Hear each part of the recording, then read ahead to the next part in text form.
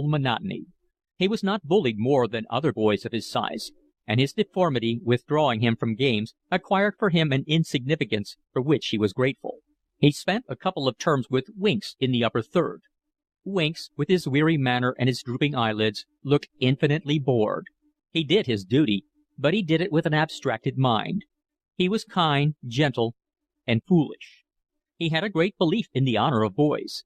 He felt that the first thing to make them truthful was not to let it enter your head for a moment that it was possible for them to lie. "Ask much," he quoted, "and much shall be given to you." Life was easy in the upper third.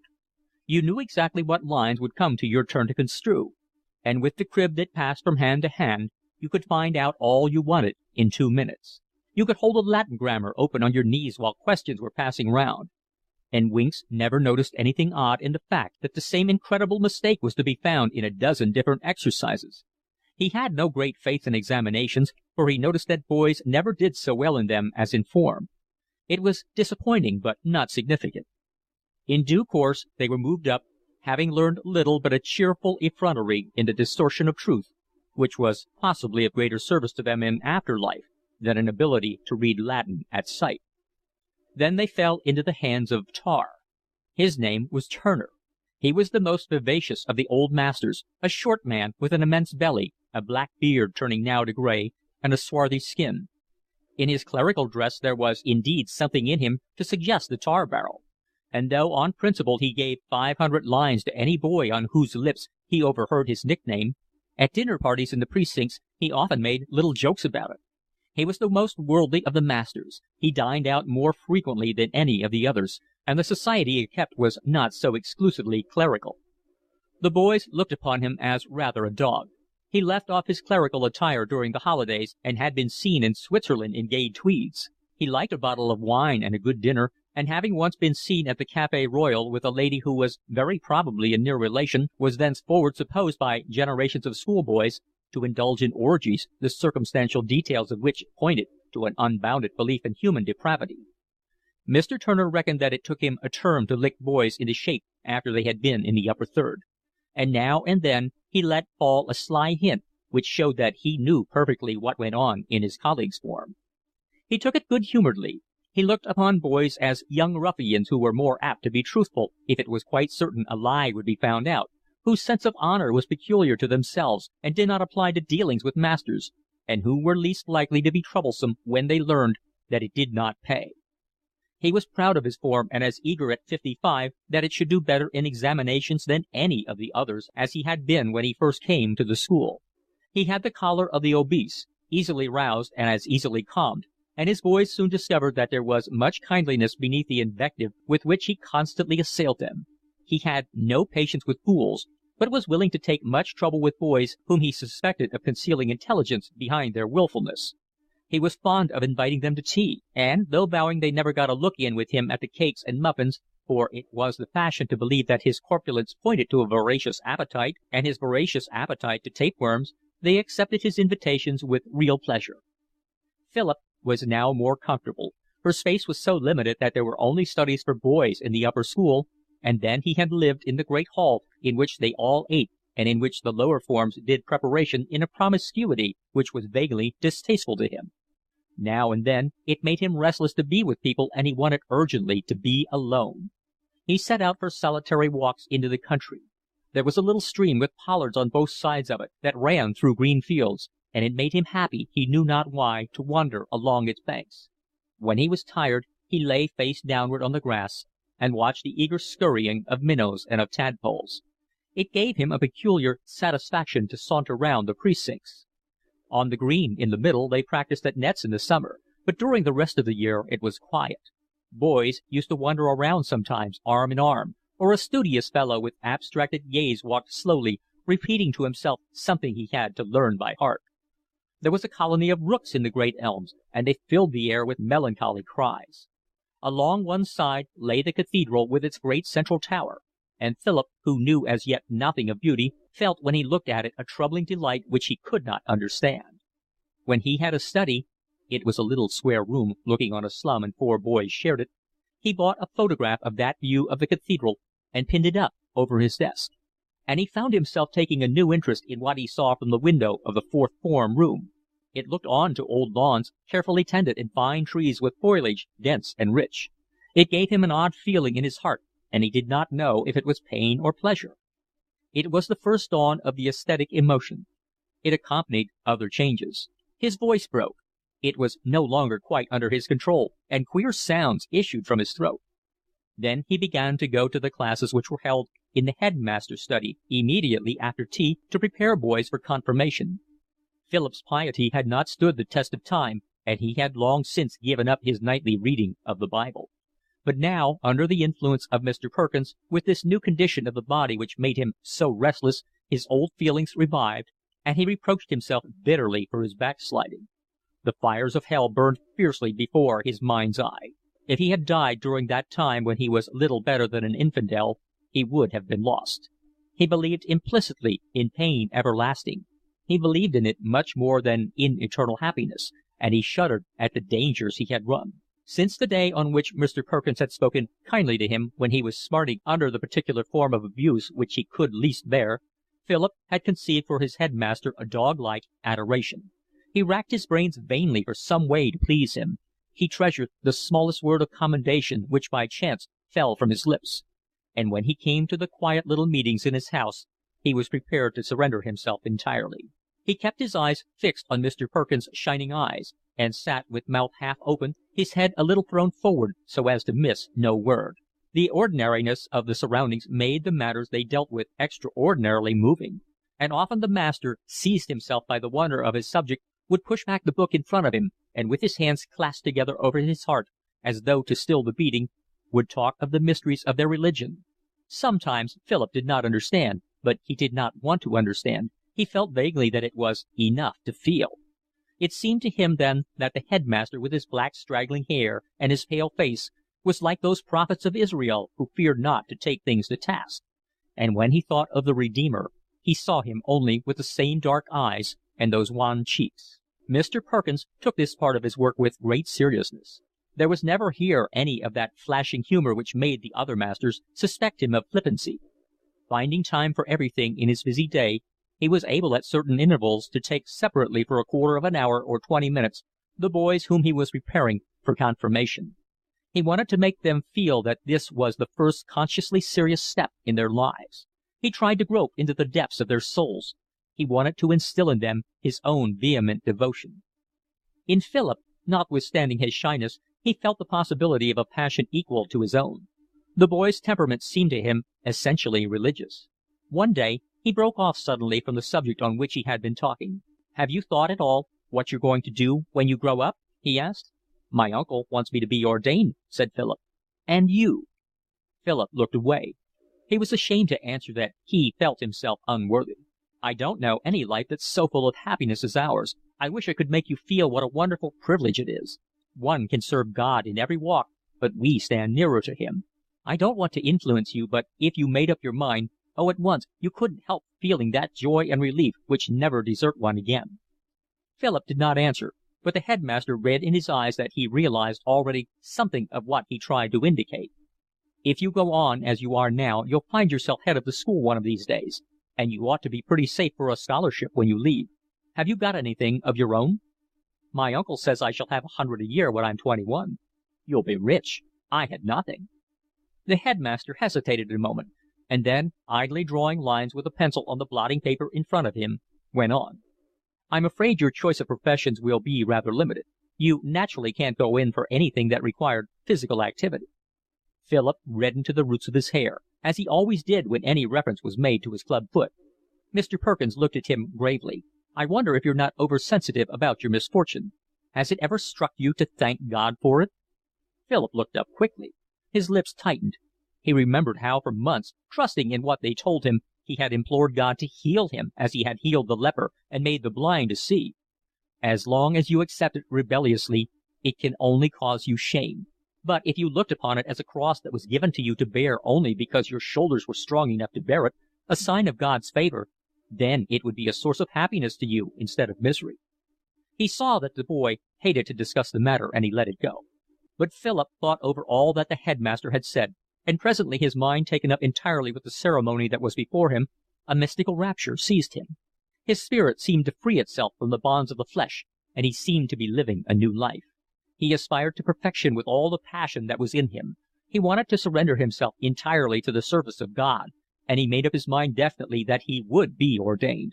When the great day arrived, his soul deeply moved by all the preparation, by the books he had studied, and above all the overwhelming influence of the Head, he could hardly contain himself for fear and joy.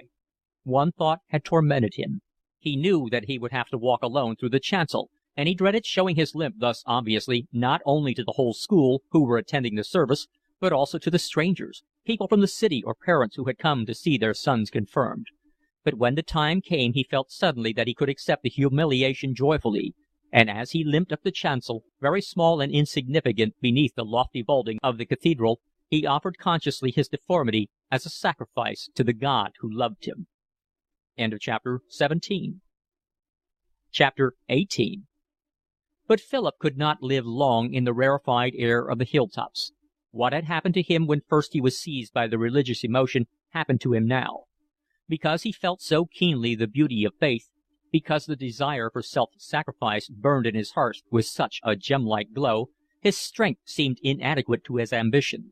He was tired out by the violence of his passion. His soul was filled on a sudden with a singular aridity. He began to forget the presence of God which had seemed so surrounding, and his religious exercises, still very punctually performed, grew merely formal.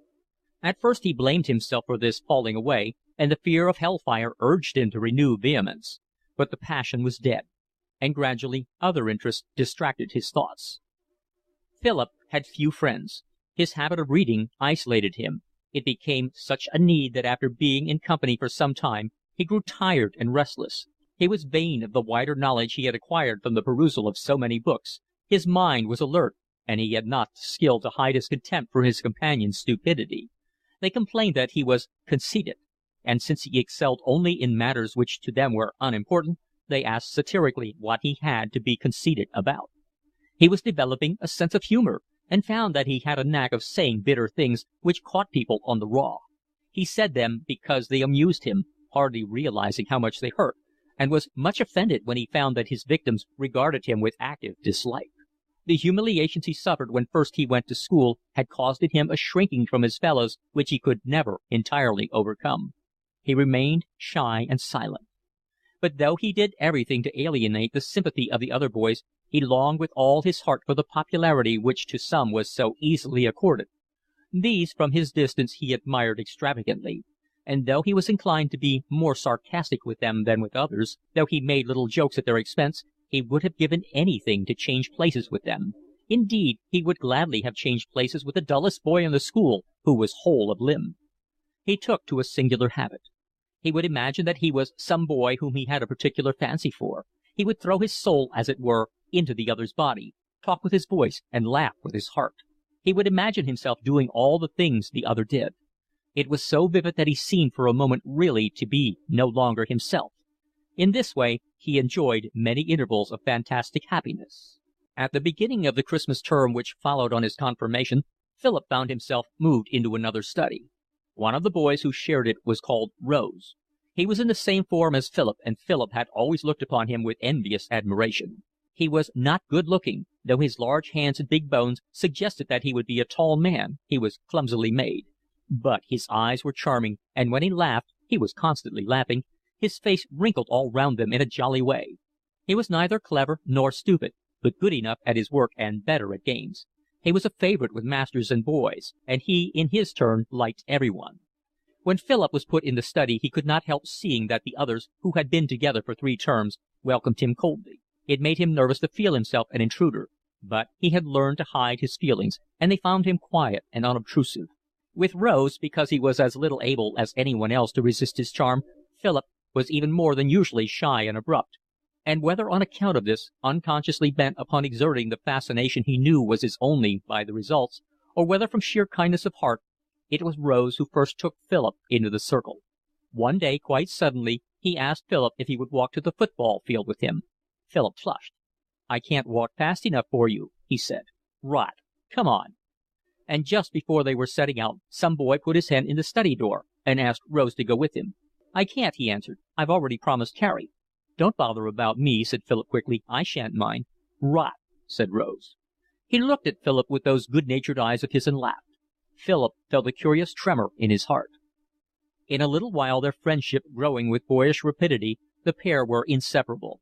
Other fellows wondered at the sudden intimacy, and Rose was asked what he saw in Philip. "Oh, I don't know," he answered. "He's not half a bad chap, really." Soon they grew accustomed to the two walking into chapel arm in arm, or strolling round the precincts in conversation. Wherever one was, the other could be found also, and, as though acknowledging his proprietorship, boys who wanted Rose would leave messages with Carrie. Philip at first was reserved. He would not let himself yield entirely to the proud joy that filled him, but presently his distrust of the fates gave way before a wild happiness. He thought Rose the most wonderful fellow he had ever seen. His books were now insignificant. He could not bother about them when there was something infinitely more important to occupy him. Rose's friends used to come in to tea in the study sometimes, or sit about when there was nothing better to do. Rose liked a crowd and the chance of a rag, and they found that Philip was quite a decent fellow. Philip was happy. When the last day of the term came, he and Rose arranged by which train they should come back, so that they might meet at the station and have tea in the town before returning to school. Philip went home with a heavy heart. He thought of Rose all through the holidays, and his fancy was active with the things they would do together next term. He was bored at the vicarage, and when on the last day his uncle put him the usual question in the usual facetious tone, "Well, are you glad to be going back to school?" Philip answered joyfully, "Rather." In order to be sure of meeting Rose at the station, he took an earlier train than he usually did, and he waited about the platform for an hour. When the train came in from Faversham, where he knew Rose had to change, he ran along it excitedly. But Rose was not there. He got a porter to tell him when another train was due, and he waited. But again he was disappointed, and he was cold and hungry, so he walked through side streets and slums by a short cut to the school. He found Rose in the study with his feet on the chimney-piece, talking 18 to the dozen with half a dozen boys who were sitting on whatever there was to sit on. He shook hands with Philip enthusiastically, but Philip's face fell, for he realized that Rose had forgotten all about their appointment.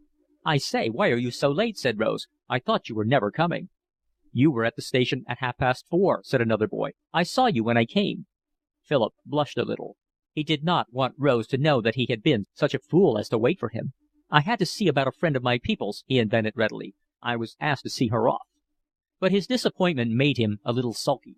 He sat in silence, and when spoken to, answered in monosyllables. He was making up his mind to have it out with Rose when they were alone. But when the others had gone, Rose at once came over and sat on the arm of the chair in which Philip was lounging. "I say, I'm jolly glad we're in the same study this term. Ripping, isn't it?" He seemed so genuinely pleased to see Philip that Philip's annoyance vanished. They began as if they had not been separated for 5 minutes to talk eagerly of the thousand things that interested them. End of chapter 18.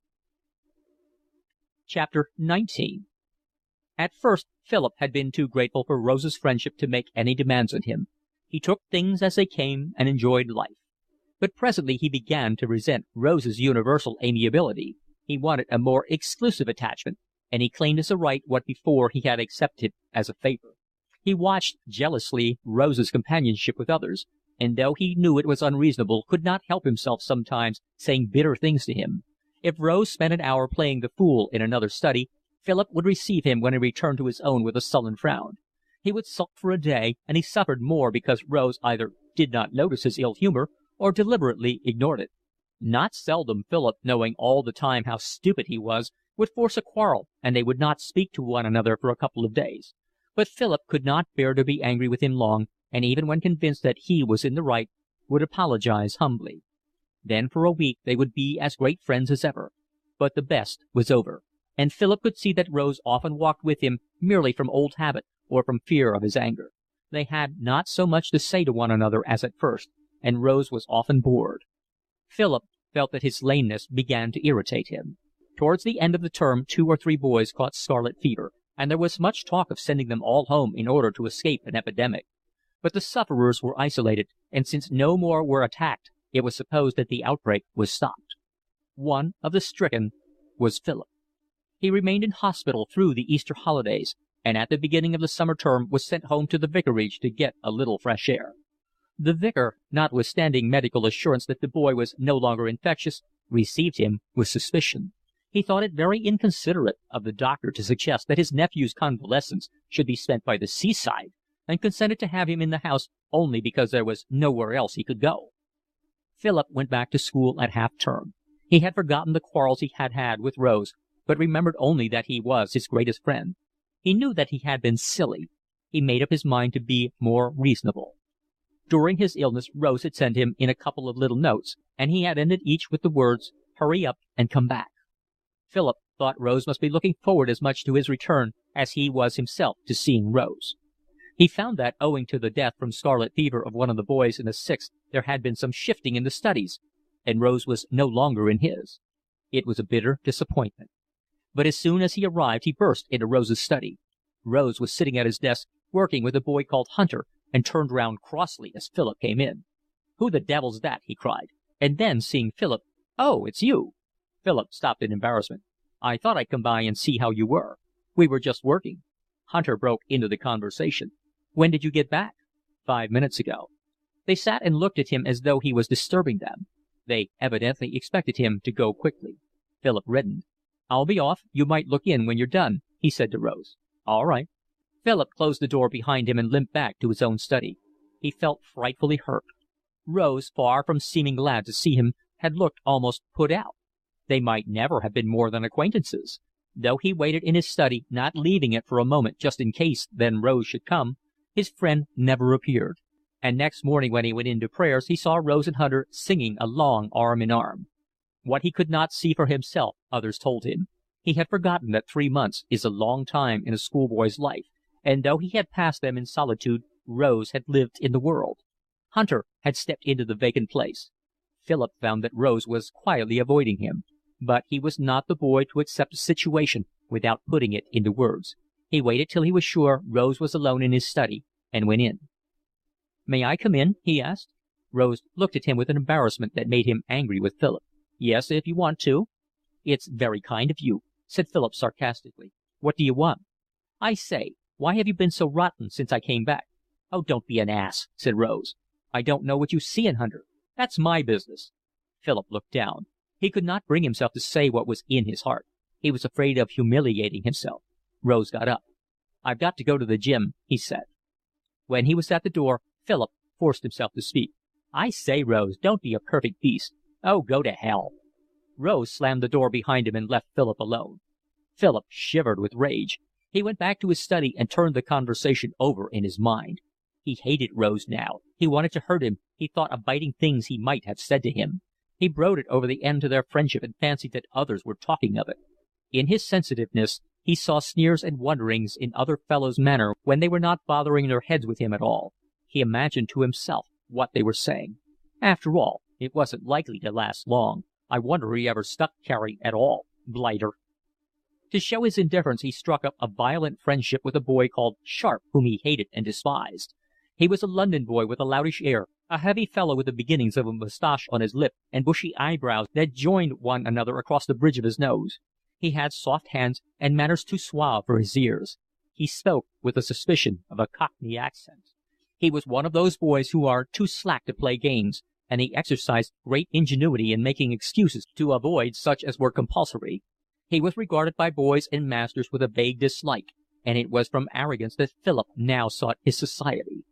Sharp, in a couple of terms, was going to Germany for a year. He hated school, which he looked upon as an indignity to be endured till he was old enough to go out into the world. London was all he cared for, and he had many stories to tell of his doings there during the holidays. From his conversation, he spoke in a soft, deep-toned voice, there emerged a vague rumor of the London streets by night. Philip listened to him at once, fascinated and repelled. With his vivid fancy he seemed to see the surging throng round the pit door of theatres, and the glitter of cheap restaurants, bars where men, half drunk, sat on high stools, talking with barmaids, and under the street lamps the mysterious passing of dark crowds bent upon pleasure. Sharp lent him cheap novels from Hollywood Row, which Philip read in his cubicle with a sort of wonderful fear. Once Rose tried to effect a reconciliation. He was a good-natured fellow who did not like having enemies. "I say, Carrie, why are you being such a silly ass? It doesn't do you any good cutting me and all that." "I don't know what you mean," answered Philip. "Well, I don't see why you shouldn't talk." "You bore me," said Philip. "Please yourself." Rose shrugged his shoulders and left him. Philip was very white, as he always became when he was moved, and his heart beat violently. When Rose went away he felt suddenly sick with misery. He did not know why he had answered in that fashion. He would have given anything to be friends with Rose. He hated to have quarrelled with him, and now that he saw he had given him pain, he was very sorry. But at the moment he had not been master of himself. It seemed that some devil had seized him, forcing him to say bitter things against his will, even though at the time he wanted to shake hands with Rose and meet him more than half-way. The desire to wound had been too strong for him. He had wanted to revenge himself for the pain and the humiliation he had endured. It was pride. It was folly, too, for he knew that Rose would not care at all, while he would suffer bitterly. The thought came to him that he would go to Rose and say, "I say, I'm sorry I was such a beast. I couldn't help it. Let's make it up." But he knew he would never be able to do it. He was afraid that Rose would sneer at him. He was angry with himself, and when Sharp came in a little while afterwards, he seized upon the first opportunity to quarrel with him. Philip had a fiendish instinct for discovering other people's raw spots, and was able to say things that rankled because they were true. But Sharp had the last word. "I heard Rose talking about you to Mellor just now," he said. "Mellor said, 'Why didn't you kick him? It would teach him manners.' And Rose said, 'I didn't like to.' Damn cripple." Philip suddenly became scarlet. He could not answer, for there was a lump in his throat that almost choked him.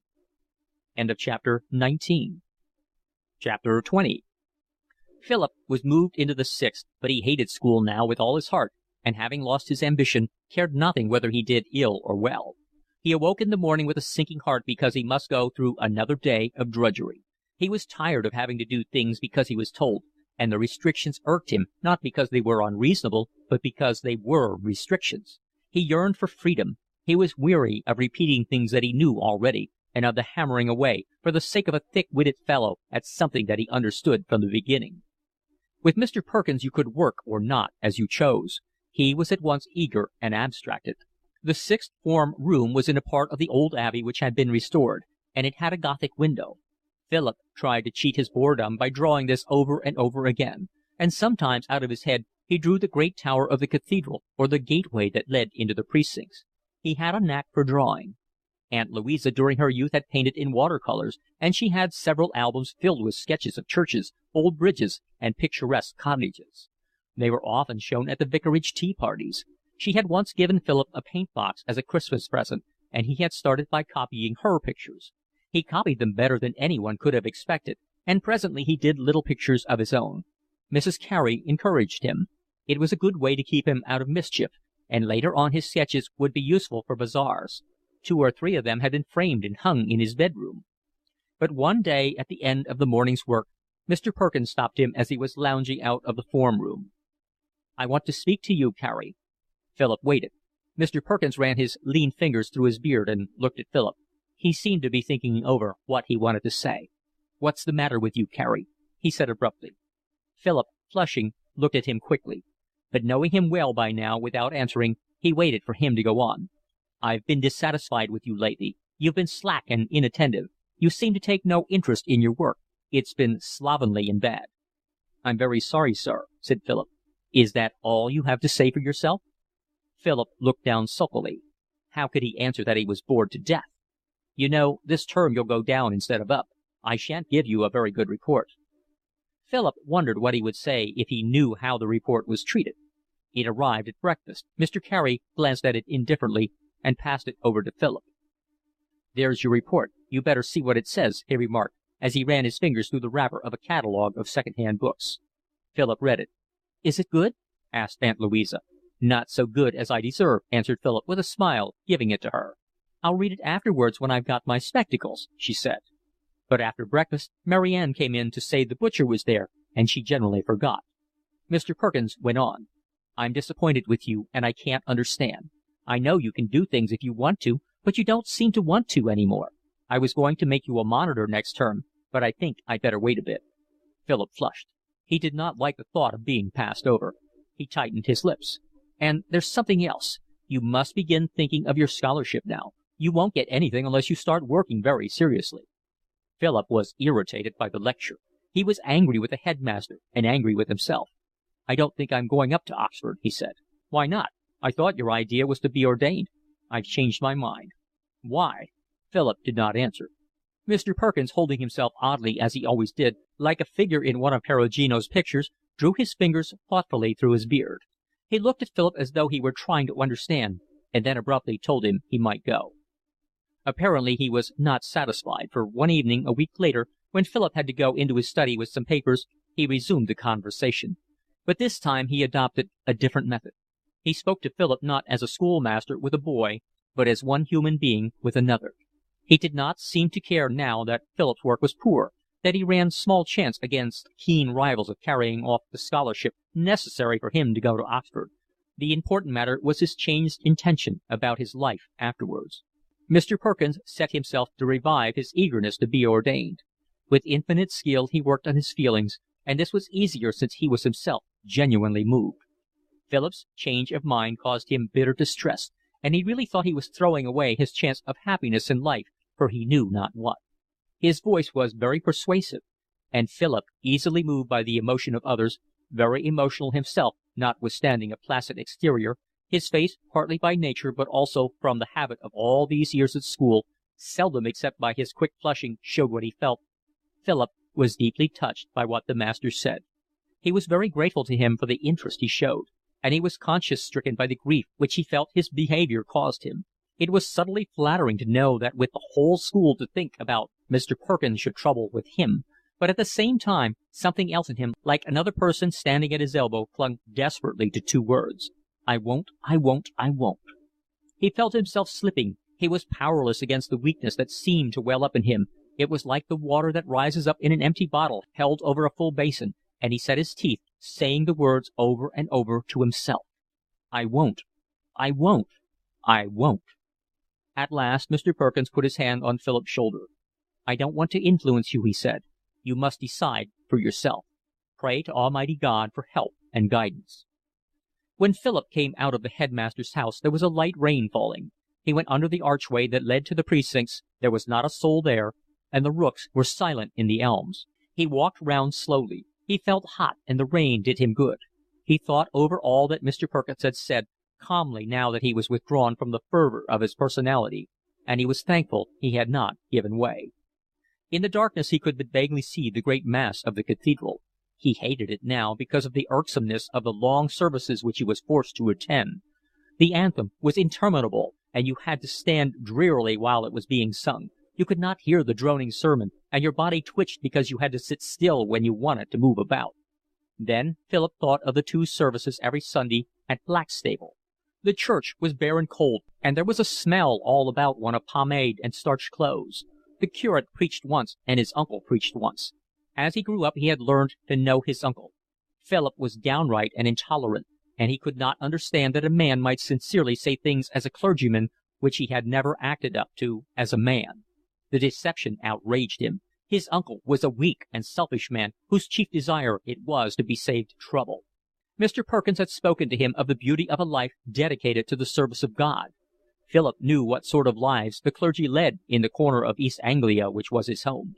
There was the vicar of Whitestone, a parish a little way from Blackstable. He was a bachelor, and to give himself something to do had lately taken up farming. The local paper constantly reported the cases he had in the county court against this one and that, labourers he would not pay their wages to, or tradesmen whom he accused of cheating him. Scandal said he starved his cows, and there was much talk about some general action which should be taken against him. Then there was the vicar of Ferne, a bearded, fine figure of a man. His wife had been forced to leave him because of his cruelty, and she had filled the neighbourhood with stories of his immorality. The vicar of Searle, a tiny hamlet by the sea, was to be seen every evening in the public house a stone's throw from his vicarage, and the church wardens had been to Mr. Carey to ask his advice. There was not a soul for any of them to talk to except small farmers or fishermen. There were long winter evenings when the wind blew, whistling drearily through the leafless trees, and all around they saw nothing but the bare monotony of ploughed fields. And there was poverty, and there was lack of any work that seemed to matter. Every kink in their characters had free play. There was nothing to restrain them. They grew narrow and eccentric. Philip knew all this, but in his young intolerance he did not offer it as an excuse. He shivered at the thought of leading such a life. He wanted to get out, into the world. End of chapter 20. Recording by Of Human Bondage by W. Somerset Maugham. Chapter 21. Mr. Perkins soon saw that his words had had no effect on Philip, and for the rest of the term ignored him. He wrote a report which was vitriolic. When it arrived and Aunt Louisa asked Philip what it was like, he answered cheerfully, "Rotten." "Is it?" said the vicar. "I must look at it again. Do you think there's any use in my staying on at Tercanbury? I should have thought it would be better if I went to Germany for a bit." "What has put that in your head?" said Aunt Louisa. "Don't you think it's rather a good idea?" Sharp had already left King's School, and had written to Philip from Hanover. He was really starting life, and it made Philip more restless to think of it. He felt he could not bear another year of restraint. "But then you won't get a scholarship." "I haven't a chance of getting one anyhow. And besides, I don't know that I particularly want to go to Oxford." "But if you're going to be ordained, Philip," Aunt Louisa exclaimed in dismay. "I've given up that idea long ago." Mrs. Carey looked at him with startled eyes, and then, used to self-restraint, she poured out another cup of tea for his uncle. They did not speak. In a moment Philip saw tears slowly falling down her cheeks. His heart was suddenly wrung because he caused her pain. In her tight black dress made by the dressmaker down the street, with her wrinkled face and pale, tired eyes, her gray hair still done in the frivolous ringlets of her youth, she was a ridiculous but strangely pathetic figure. Philip saw it for the first time. Afterwards, when the vicar was shut up in his study with the curate, he put his arms round her waist. "I say, I'm sorry you're upset, Aunt Louisa," he said. "But it's no good my being ordained if I haven't a real vocation, is it?" "I'm so disappointed, Philip," she moaned. "I'd set my heart on it. I thought you could be your uncle's curate, and then when our time came— After all, we can't last forever, can we? You might have taken his place." Philip shivered. He was seized with panic. His heart beat like a pigeon in a trap beating with its wings. His aunt wept softly, her head upon his shoulder. "I wish you'd persuade Uncle William to let me leave Tercanbury. I'm so sick of it." But the vicar of Blackstable did not easily alter any arrangements he had made, and it had always been intended that Philip should stay at King's School till he was 18, and should then go to Oxford. At all events, he would not hear of Philip leaving then, for no notice had been given, and the term's fee would have to be paid in any case. "Then will you give notice for me to leave at Christmas?" said Philip at the end of a long and often bitter conversation. "I'll write to Mr. Perkins about it and see what he says." "Oh, I wish to goodness I were 21. It is awful to be at somebody else's beck and call." "Philip, you shouldn't speak to your uncle like that," said Mrs. Carey gently. "But don't you see that Perkins will want me to stay? He gets so much ahead for every chap in the school. Why don't you want to go to Oxford?" "What's the good if I'm not going into the church?" "You can't go into the church. You're in the church already," said the vicar. "Ordained, then," replied Philip impatiently. "What are you going to be, Philip?" asked Mrs. Carey. "I don't know. I've not made up my mind, but whatever I am, it'll be useful to know foreign languages.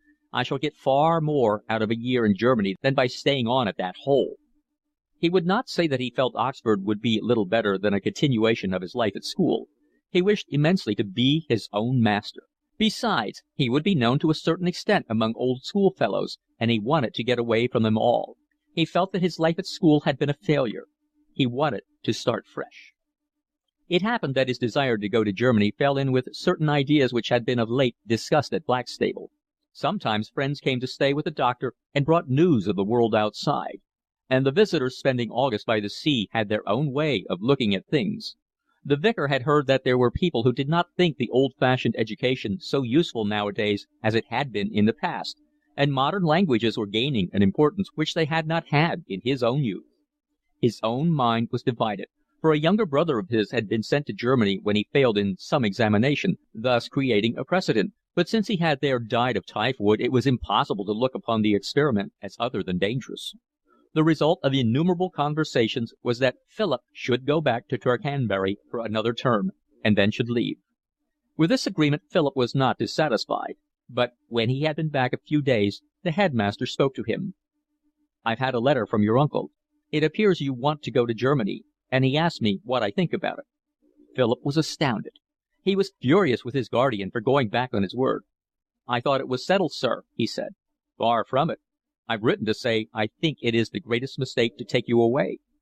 Philip immediately sat down and wrote a violent letter to his uncle. He did not measure his language. He was so angry that he could not get to sleep till quite late that night, and he awoke in the early morning and began brooding over the way they had treated him. He waited impatiently for an answer. In 2 or 3 days it came. It was a mild, pained letter from Aunt Louisa, saying that he should not write such things to his uncle, who was very much distressed. He was unkind and unchristian. He must know they were only trying to do their best for him, and they were so much older than he that they must be better judges of what was good for him. Philip clenched his hands. He had heard that statement so often, and he could not see why it was true. They did not know the conditions as he did. Why should they accept as self-evident that their greater age gave them greater wisdom? The letter ended with the information that Mr. Carey had withdrawn the notice he had given. Philip nursed his wrath till the next half-holiday. They had them on Tuesdays and Thursdays, since on Saturday afternoons they had to go to a service in the cathedral. He stopped behind when the rest of the Sixth went out. "May I go to Blackstable this afternoon, please, sir?" he asked. "No," said the headmaster briefly. "I wanted to see my uncle about something very important." "Didn't you hear me say no?" Philip did not answer. He went out. He felt almost sick with humiliation, the humiliation of having to ask, and the humiliation of the curt refusal. He hated the headmaster now. Philip writhed under that despotism which never vouchsafed the reason for the most tyrannous act. He was too angry to care what he did, and after dinner walked down to the station by the back ways he knew so well, just in time to catch the train to Blackstable. He walked into the vicarage and found his uncle and aunt sitting in the dining room. "Hello, where have you sprung from?" said the vicar. It was very clear that he was not pleased to see him. He looked a little uneasy. "I thought I'd come and see you about my leaving. I wanted to know what you mean by promising me one thing when I was here and doing something different a week later." He was a little frightened at his own boldness, but he had made up his mind exactly what words to use, and though his heart beat violently, he forced himself to say them. "Have you got leave to come here this afternoon?" "No. I asked Perkins, and he refused. If you like to write and tell him I've been here, you can get me into a really fine old row." Mrs. Carey sat knitting with trembling hands. She was unused to scenes, and they agitated her extremely. "It would serve you right if I told him," said Mr. Carey. "If you like to be a perfect sneak, you can. After writing to Perkins as you did, you're quite capable of it." It was foolish of Philip to say that, because it gave the vicar exactly the opportunity he wanted. "I'm not going to sit still while you say impertinent things to me," he said with dignity. He got up and walked quickly out of the room into his study. Philip heard him shut the door and lock it. "Oh, I wish to God I were 21. It is awful to be tied down like this." Aunt Louisa began to cry quietly. "Oh, Philip, you oughtn't to have spoken to your uncle like that. Do please go and tell him you're sorry." "I'm not in the least sorry. He's taking a mean advantage. Of course it's just waste of money keeping me on at school, but what does he care? It's not his money. It was cruel to put me under the guardianship of people who know nothing about things." "Philip!" Philip, in his voluble anger, stopped suddenly at the sound of her voice. It was broken-hearted. He had not realized what bitter things he was saying. "Philip, how can you be so unkind? You know we are only trying to do our best for you, and we know that we have no experience. It isn't as if we had any children of our own. That's why we consulted Mr. Perkins." Her voice broke. "I've tried to be like a mother to you. I've loved you as if you were my own son." She was so small and frail, there was something so pathetic in her old maidish air, that Philip was touched. A great lump came suddenly in his throat, and his eyes filled with tears. "I'm so sorry," he said. "I didn't mean to be beastly." He knelt down beside her and took her in his arms and kissed her wet, withered cheeks. She sobbed bitterly, and he seemed to feel on a sudden the pity of that wasted life. She had never surrendered herself before to such a display of emotion. "I know I've not been what I wanted to be to you, Philip, but I didn't know how. It's been just as dreadful for me to have no children as for you to have no mother." Philip forgot his anger and his own concerns, but thought only of consoling her with broken words and clumsy little caresses.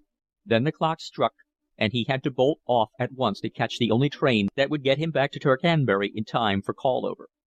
As he sat in the corner of the railway carriage, he saw that he had done nothing. He was angry with himself for his weakness. It was despicable to have allowed himself to be turned from his purpose by the pompous airs of the vicar and the tears of his aunt. But as the result of he knew not what conversations between the couple, another letter was written to the headmaster. Mr. Perkins read it with an impatient shrug of the shoulders. He showed it to Philip. It ran: "Dear Mr. Perkins, Forgive me for troubling you again about my ward, but both his aunt and I have been uneasy about him. He seems very anxious to leave school, and his aunt thinks he is unhappy. It is very difficult for us to know what to do, as we are not his parents. He does not seem to think he is doing very well, and he feels it is wasting his money to stay on. I should be very much obliged if you would have a talk to him, and if he is still of the same mind, perhaps it would be better if he left at Christmas as I originally intended. Yours very truly, William Carey. Philip gave him back the letter. He felt a thrill of pride in his triumph. He had got his own way, and he was satisfied. His will had gained a victory over the wills of others. "It's not much good my spending half an hour writing to your uncle if he changes his mind the next letter he gets from you," said the headmaster irritably. Philip said nothing, and his face was perfectly placid, but he could not prevent the twinkle in his eyes. Mr. Perkins noticed it and broke into a little laugh. "You've rather scored, haven't you?" he said. Then Philip smiled outright. He could not conceal his exultation. "Is it true that you're very anxious to leave?" "Yes, sir." "Are you unhappy here?" Philip blushed. He hated instinctively any attempt to get into the depths of his feelings. "Oh, I don't know, sir." Mr. Perkins, slowly dragging his fingers through his beard, looked at him thoughtfully. He seemed to speak almost to himself. "Of course, schools are made for the average. The holes are all round, and whatever shape the pegs are they must wedge in somehow. One hasn't time to bother about anything but the average." Then suddenly he addressed himself to Philip. "Look here. I've got a suggestion to make to you. It's getting on towards the end of the term now. Another term won't kill you, and if you want to go to Germany you'd better go after Easter than after Christmas.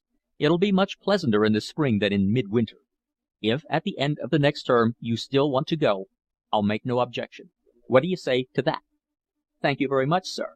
Philip was so glad to have gained the last 3 months that he did not mind the extra term. The school seemed less of a prison when he knew that before Easter he would be free from it for ever. His heart danced within him. That evening in chapel he looked round at the boys, standing according to their forms, each in his due place, and he chuckled with satisfaction at the thought that soon he would never see them again. It made him regard them almost with a friendly feeling. His eyes rested on Rose. Rose took his position as a monitor very seriously. He had quite an idea of being a good influence in the school. It was his turn to read the lesson that evening, and he read it very well. Philip smiled when he thought that he would be rid of him for ever, and it would not matter in 6 months whether Rose was tall and straight-limbed, and where would the importance be that he was a monitor and captain of the 11th? Philip looked at the masters in their gowns.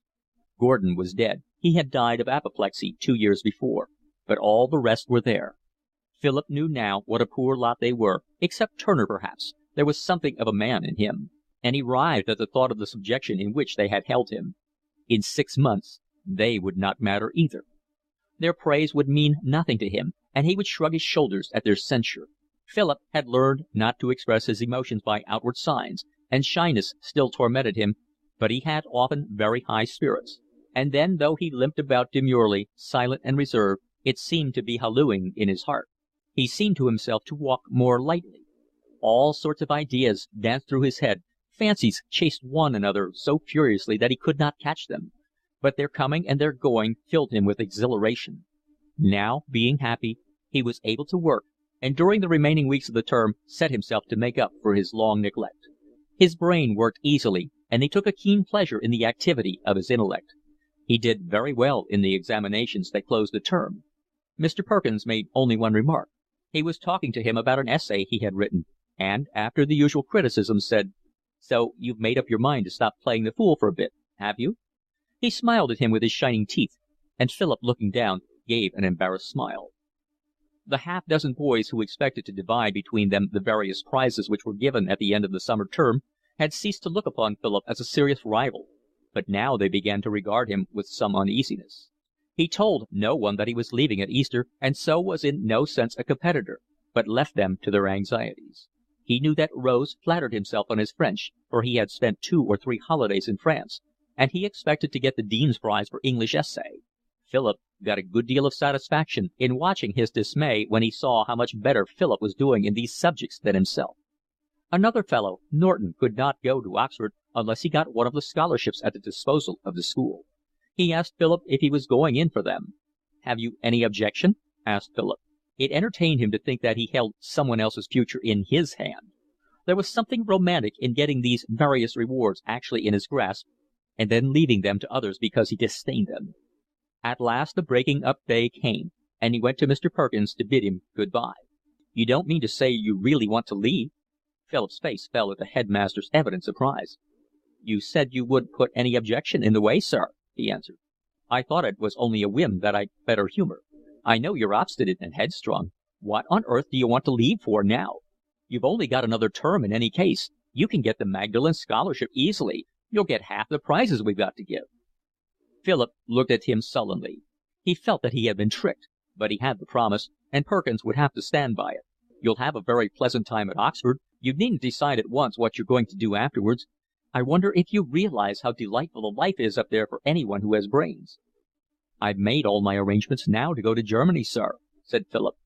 "Are they arrangements that couldn't possibly be altered?" asked Mr. Perkins, with his quizzical smile. "I shall be very sorry to lose you.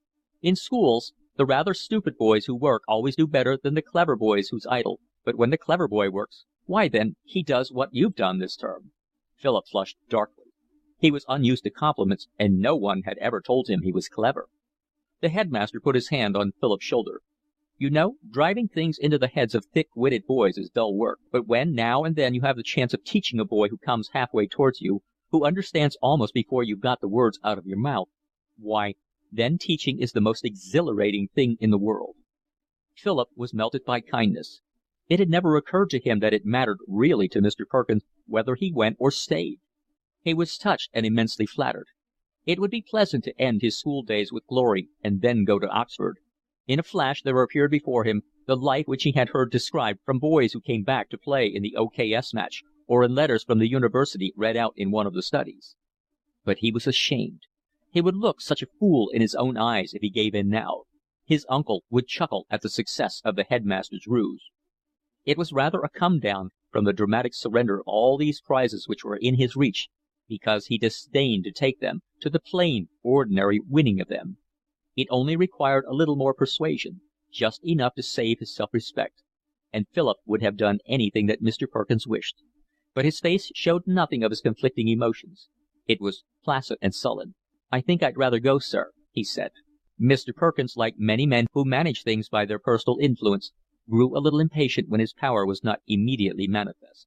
He had a great deal of work to do and could not waste more time on a boy who seemed to him insanely obstinate.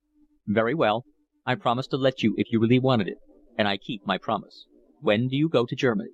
Philip's heart beat violently. The battle was won, and he did not know whether he had not rather lost it. "At the beginning of May, sir," he answered. "Well, you must come and see us when you get back." He held out his hand. If he had given him one more chance, Philip would have changed his mind, but he seemed to look upon the matter as settled. Philip walked out of the house. His school days were over, and he was free.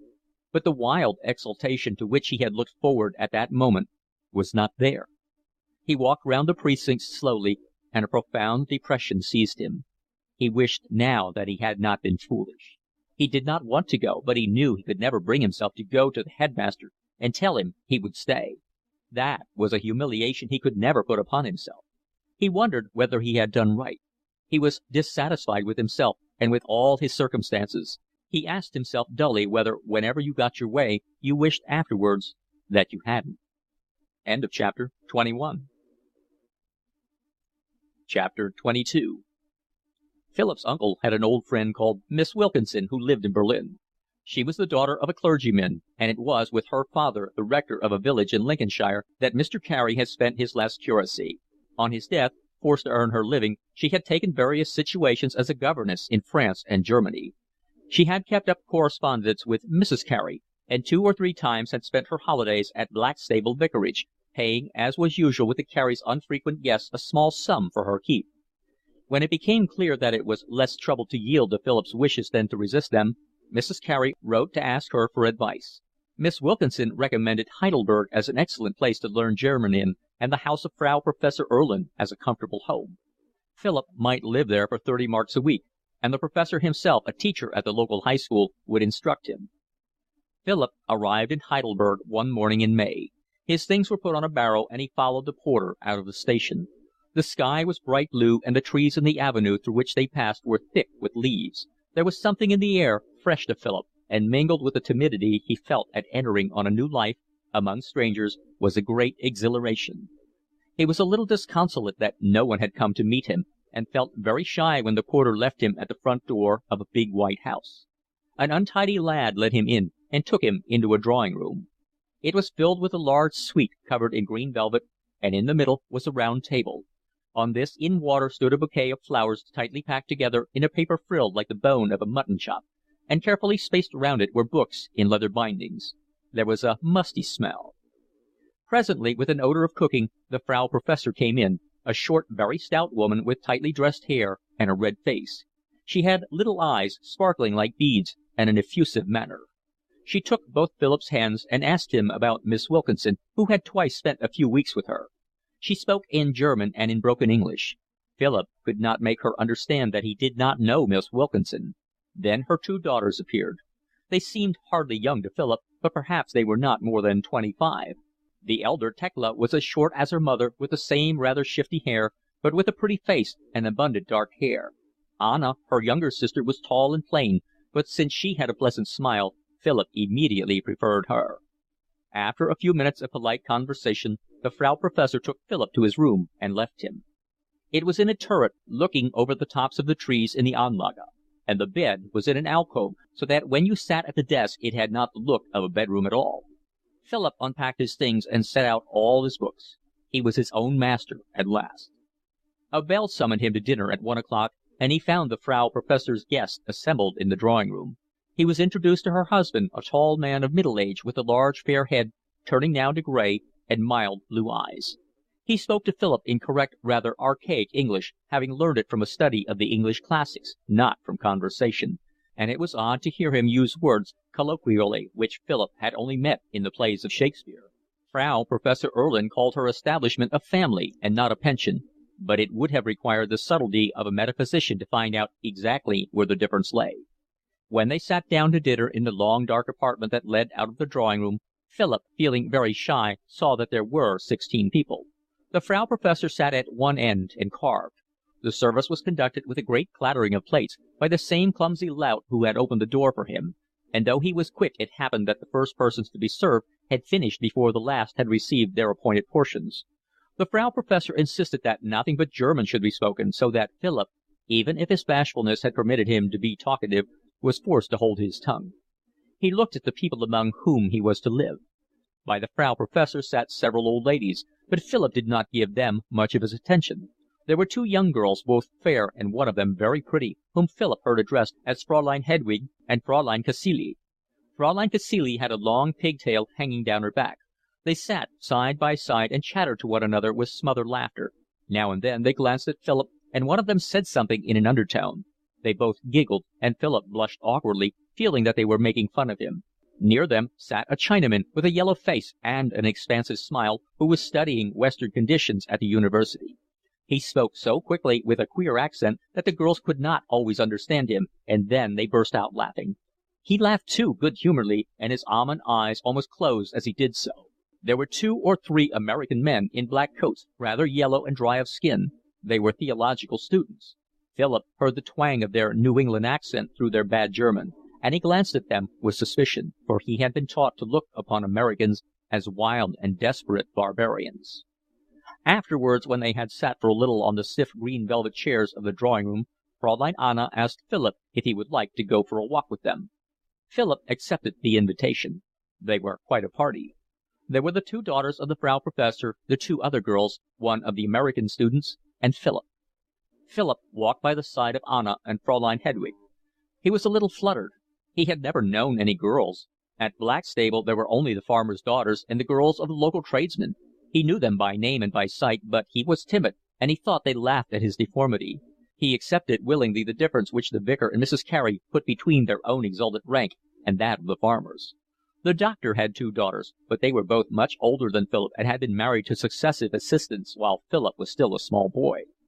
At school there had been 2 or 3 girls of more boldness than modesty whom some of the boys knew, and desperate stories, due in all probability to the masculine imagination, were told of intrigues with them.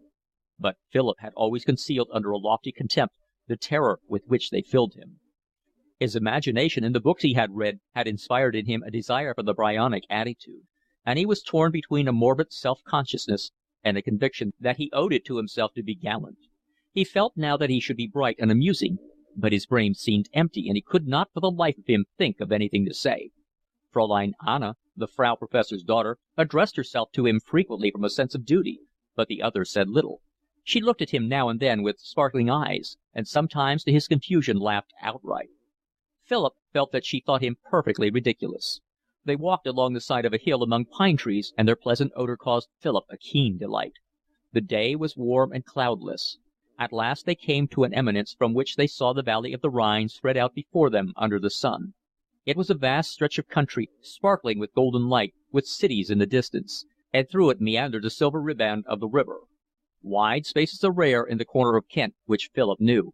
The sea offers the only broad horizon, and the immense distance he saw now gave him a peculiar and indescribable thrill. He felt suddenly elated. Though he did not know it, it was the first time that he had experienced, quite undiluted with foreign emotions, the sense of beauty. They sat on a bench, the three of them, for the others had gone on, and while the girls talked in rapid German, Philip, indifferent to their proximity, feasted his eyes.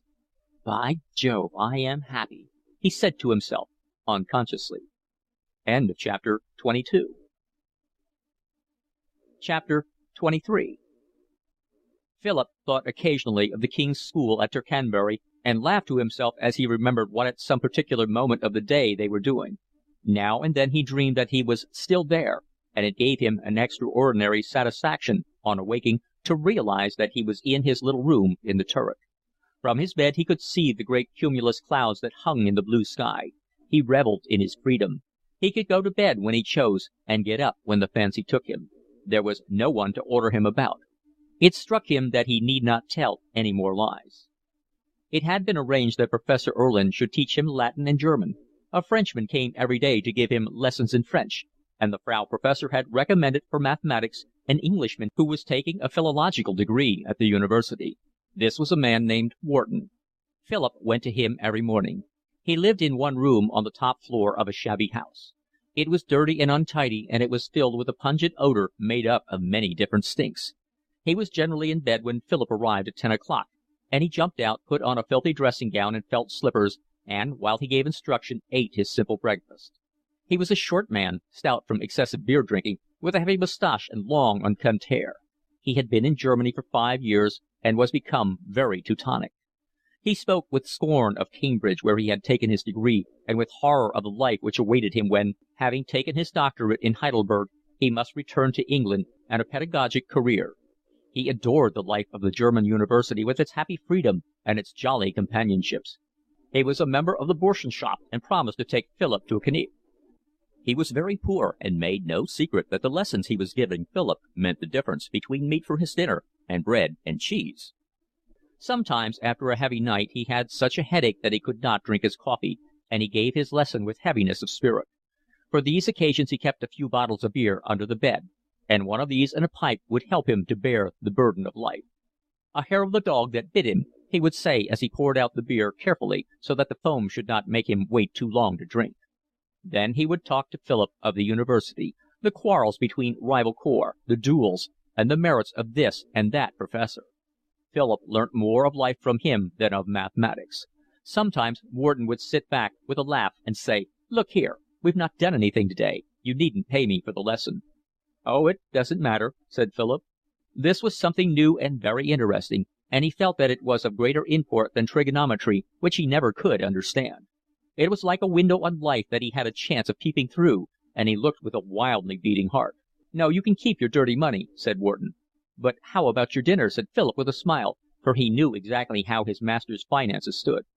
Wharton had even asked him to pay him the 2 shillings which the lesson cost once a week rather than once a month, since it made things less complicated. "Oh, never mind my dinner. It won't be the first time I've dined off a bottle of beer, and my mind's never clearer than when I do." He dived under the bed, the sheets were gray with want of washing, and fished out another bottle. Philip, who was young and did not know the good things of life, refused to share it with him, so he drank alone. "How long are you going to stay here?" asked Wharton. Both he and Philip had given up with relief the pretense of mathematics. "Oh, I don't know. I suppose about a year. Then my people want me to go to Oxford." Wharton gave a contemptuous shrug of the shoulders. It was a new experience for Philip to learn that there were persons who did not look upon that seat of learning with awe. "What do you want to go there for? You'll only be a glorified schoolboy. Why don't you matriculate here? A year's no good. Spend 5 years here. You know, there are two good things in life, freedom of thought and freedom of action. In France you get freedom of action. You can do what you like and nobody bothers, but you must think like everybody else. In Germany you must do what everybody else does, but you may think as you choose. They're both very good things. I personally prefer freedom of thought. But in England you get neither. You're ground down by convention. You can't think as you like and you can't act as you like. That's because it's a democratic nation. I expect America's worse." He leaned back cautiously, for the chair on which he sat had a rickety leg, and it was disconcerting when a rhetorical flourish was interrupted by a sudden fall to the floor. "I ought to go back to England this year, but if I can scrape together enough to keep body and soul on speaking terms, I shall stay another 12 months. But then I shall have to go. And I must leave all this." He waved his arm round the dirty garret, with its unmade bed, the clothes lying on the floor, a row of empty beer bottles against the wall, piles of unbound, ragged books in every corner. "For some provincial university where I shall try and get a chair of philology. And I shall play tennis and go to tea parties." He interrupted himself and gave Philip, very neatly dressed, with a clean collar on and his hair well brushed, a quizzical look. "And my God, I shall have to wash." Philip reddened, feeling his own spruceness an intolerable reproach, for of late he had begun to pay some attention to his toilet, and he had come out from England with a pretty selection of ties. The summer came upon the country like a conqueror. Each day was beautiful. The sky had an arrogant blue which goaded the nerves like a spur. The green of the trees in the Anlage was violent and crude, and the houses, when the sun caught them, had a dazzling white which stimulated till it hurt. Sometimes on his way back from Wharton, Philip would sit in the shade on one of the benches in the Anlage, enjoying the coolness and watching the patterns of light which the sun, shining through the leaves, made on the ground. His soul danced with delight as gaily as the sunbeams. He revelled in those moments of idleness stolen from his work. Sometimes he sauntered through the streets of the old town. He looked with awe at the students of the corps, their cheeks gashed and red, who swaggered about in their coloured caps. In the afternoons he wandered about the hills with the girls in the Frau Professor's house, and sometimes they went up the river and had tea in a leafy beer garden. In the evenings they walked round and round the Stadtgarten, listening to the band. Philip soon learned the various interests of the household. Fraulein Thekla, the professor's elder daughter, was engaged to a man in England who had spent 12 months in the house to learn German, and their marriage was to take place at the end of the year. But the young man wrote that his father, an India rubber merchant who lived in Slough, did not approve of the union, and Fraulein Thekla was often in tears. Sometimes she and her mother might be seen with stern eyes and determined mouths looking over the letters of the reluctant lover. Thekla painted in water-colour, and occasionally she and Philip, with another of the girls to keep them company, would go out and paint little pictures. The pretty Fraulein Hedwig had amorous troubles too. She was the daughter of a merchant in Berlin, and a dashing hussar had fallen in love with her, a von if you please, but his parents opposed a marriage with a person of her condition, and she had been sent to Heidelberg to forget him. She could never do this, and corresponded with him continually, and he was making every effort to induce an exasperating father to change his mind. She told all this to Philip with pretty sighs and becoming blushes, and showed him the photograph of the gay lieutenant. Philip liked her best of all the girls at the Frau Professor's, and on their walks always tried to get by her side. He blushed a great deal when the others chaffed him for his obvious preference. He made the first declaration in his life to Fraulein Hedwig, but unfortunately it was an accident, and it happened in this manner. In the evenings when they did not go out, the young women sang little songs in the green velvet drawing-room, while Fraulein Anna, who always made herself useful, industriously accompanied. Fraulein Hedwig's favourite song was Ich liebe dich, I love you, and one evening after she had sung this, when Philip was standing with her on the balcony looking at the stars, it occurred to him to make some remark about it. He began, Ich liebe dich. His German was halting, and he looked about for the word he wanted. The pause was infinitesimal, but before he could go on, Fraulein Hedwig said, Ach, Herr Carey, Sie müssen mir nicht du sagen. You mustn't talk to me in the second person singular. Philip felt himself grow hot all over, for he would never have dared to do anything so familiar, and he could think of nothing on earth to say. It would be ungallant to explain that he was not making an observation, but merely mentioning the title of a song. Entschuldigen Sie, he said. I beg your pardon. It does not matter, she whispered. She smiled pleasantly, quietly took his hand and pressed it, then turned back into the drawing room. Next day he was so embarrassed that he could not speak to her, and in his shyness did all that was possible to avoid her. When he was asked to go for the usual walk, he refused because he said he had work to do. But Fraulein Hedwig seized an opportunity to speak to him alone. "Why are you behaving this way?" she said kindly. "You know I'm not angry with you for what you said last night. You can't help it if you love me. I'm flattered. But although I'm not exactly engaged to Hermann, I can never love anyone else, and I look upon myself as his bride." Philip blushed again, but he put on quite the expression of a rejected lover. "I hope you'll be very happy," he said. End of chapter 23. Recording by Of Human Bondage by W. Somerset Maugham. Chapter 24. Professor Erlin gave Philip a lesson every day. He made out a list of books which Philip was to read till he was ready for the final achievement of Faust, and meanwhile, ingeniously enough, started him on a German translation of one of the plays by Shakespeare, which Philip had studied at school. It was the period in Germany of Goethe's highest fame. Notwithstanding his rather condescending attitude towards patriotism, he had been adopted as the national poet, and seemed since the War of '70 to be one of the most significant glories of national unity.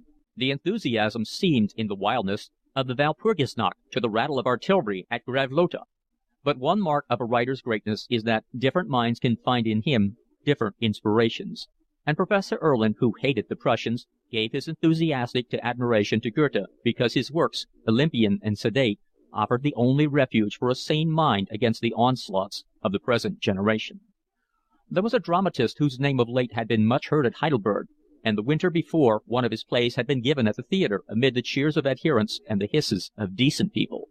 Philip heard discussions about it at the Frau Professor's long table, and at these Professor Erlin lost his wonted calm. He beat the table with his fist, and drowned all opposition with a roar of his fine, deep voice. It was nonsense, and obscene nonsense. He forced himself to sit the play out, but he did not know whether he was more bored or nauseated. If that was what the theatre was coming to, then it was high time the police stepped in and closed the playhouses. He was no prude, and could laugh as well as anyone at the witty immorality of a farce at the Palais Royal, but here was nothing but filth. With an emphatic gesture he held his nose and whistled through his teeth. It was the ruin of the family, the uprooting of morals, the destruction of Germany. "Aber Adolf," said the Frau Professor from the other end of the table, "calm yourself." He shook his fist at her. He was the mildest of creatures and ventured upon no action of his life without consulting her. "No, Helen, I tell you this," he shouted. "I would sooner my daughters were lying dead at my feet than see them listening to the garbage of that shameless fellow." The play was The Doll's House, and the author was Henrik Ibsen. Professor Erlin classed him with Richard Wagner, but of him he spoke not with anger but with good-humored laughter. He was a charlatan, but a successful charlatan, and in that was always something for the comic spirit to rejoice in. "Verrückter Kerl," a madman, he said. He had seen Lohengrin, and that passed muster. It was dull, but no worse. But Siegfried! When he mentioned it, Professor Erlin leaned his head on his hand and bellowed with laughter. Not a melody in it from beginning to end. He could imagine Richard Wagner sitting in his box and laughing till his sides ached at the sight of all the people who were taking it seriously. It was the greatest hoax of the 19th century. He lifted his glass of beer to his lips, threw back his head, and drank till the glass was empty. Then, wiping his mouth with the back of his hand, he said, "I tell you, young people, that before the 19th century is out, Wagner will be as dead as mutton. Wagner! I would give all his works for one opera by Donizetti." End of chapter 24. Chapter 25. The oddest of Philip's masters was his teacher of French. Monsieur Ducrot was a citizen of Geneva. He was a tall old man with a sallow skin and hollow cheeks. His gray hair was thin and long. He wore shabby black clothes, with holes at the elbows of his coat and frayed trousers. His linen was very dirty. Philip had never seen him in a clean collar. He was a man of few words, who gave his lesson conscientiously but without enthusiasm, arriving as the clock struck and leaving on the minute. His charges were very small. He was taciturn, and what Philip learnt about him he learnt from others. It appeared that he had fought with Garibaldi against the Pope, but had left Italy in disgust when it was clear that all his efforts for freedom, by which he meant the establishment of a republic, tended to no more than an exchange of yokes. He had been expelled from Geneva for it was not known what political offences. Philip looked upon him with puzzled surprise. for he was very unlike his idea of the revolutionary. He spoke in a low voice and was extraordinarily polite. He never sat down till he was asked to, and when on rare occasions he met Philip in the street, took off his hat with an elaborate gesture. He never laughed. He never even smiled. A more complete imagination than Philip's might have pictured of youth of splendid hope, for he must have been entering upon manhood in 1848 when kings, remembering their brother of France, went about with an uneasy crick in their necks, and perhaps that passion for liberty which passed through Europe, sweeping before it what of absolutism and tyranny had reared its head during the reaction from the Revolution of 1789, filled no breast with a hotter fire. One might fancy him, passionate with theories of human equality and human rights, discussing, arguing, fighting behind barricades in Paris, flying before the Austrian cavalry in Milan, imprisoned here, exiled from there, hoping on and upborne ever with the word which seemed so magical, the word liberty, till at last, broken with disease and starvation, old, without means to keep body and soul together, but such lessons as he could pick up from poor students, he found himself in that neat little town under the heel of a personal tyranny greater than any in Europe. Perhaps his taciturnity hid a contempt for the human race which had abandoned the great dreams of his youth and now wallowed in sluggish ease. Or perhaps these 30 years of revolution had taught him that men are unfit for liberty, and he thought that he had spent his life in the pursuit of that which was not worth the finding. Or maybe he was tired out and waited only with indifference for the release of death. One day Philip, with the bluntness of his age, asked him if it was true he had been with Garibaldi. The old man did not seem to attach any importance to the question. He answered quite quietly, in as low a voice as usual, "Oui, monsieur." "They say you were in the Commune." "Do they? Shall we get on with our work?" He held the book open, and Philip, intimidated, began to translate the passage he had prepared. One day Monsieur Ducrot seemed to be in great pain. He had been scarcely able to drag himself up the many stairs to Philip's room, and when he arrived he sat down heavily, his sallow face drawn, with beads of sweat on his forehead, trying to recover himself. "I'm afraid you're ill," said Philip. "It's of no consequence." But Philip saw that he was suffering, and at the end of the hour asked whether he would not prefer to give no more lessons till he was better. "No," said the old man in his even low voice. "I prefer to go on while I am able." Philip, morbidly nervous when he had to make any reference to money, reddened. "But it won't make any difference to you," he said. "I'll pay you for the lessons just the same. If you wouldn't mind, I'd like to give you the money for next week in advance." Monsieur Ducrot charged 18 pence an hour. Philip took a 10-mark piece out of his pocket and shyly put it on the table. He could not bring himself to offer it as if the old man were a beggar. "In that case I think I won't come again till I'm better." He took the coin, and without anything more than an elaborate bow with which he always took his leave, went out. "Bonjour, monsieur." Philip was vaguely disappointed. Thinking he had done a generous thing, he had expected that Monsieur Ducrot would overwhelm him with expressions of gratitude. He was taken aback to find that the old teacher accepted the present as though it were his due. He was so young he did not realize how much less is the sense of obligation in those who receive favors than in those who grant them. Monsieur Ducrot appeared again 5 or 6 days later. He tottered a little more and was very weak, but seemed to have overcome the severity of the attack. He was no more communicative than he had been before. He remained mysterious, aloof, and dirty. He made no reference to his illness till after the lesson, and then, just as he was leaving, at the door, which he held open, he paused.